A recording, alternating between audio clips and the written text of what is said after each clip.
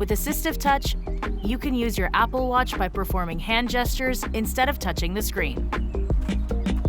This video covers how to turn on AssistiveTouch and how to use gestures and quick actions to get things done.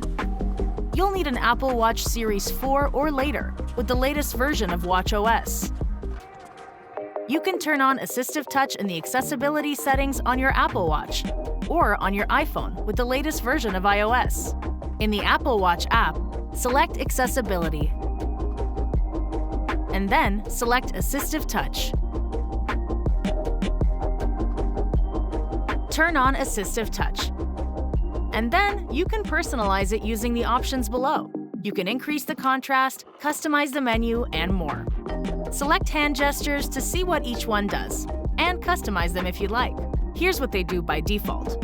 You can pinch your pointer finger to your thumb to move to the next item on screen, double pinch to go back one item, quickly clench your fist to tap the selected item, and double clench to activate AssistiveTouch and to open the action menu, which lets you perform complex actions like scrolling or pressing the digital crown.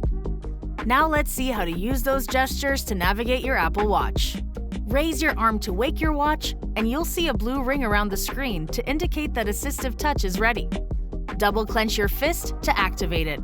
You'll get haptic feedback, and the first item on your watch face is selected.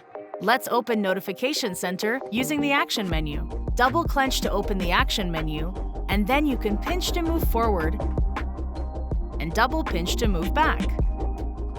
To tap the System menu, clench your fist, and then clench again to tap Notification Center. Now you can double pinch to move through the list of notifications, and clench to tap Clear All. Your Apple Watch shows a prompt when you can take a quick action.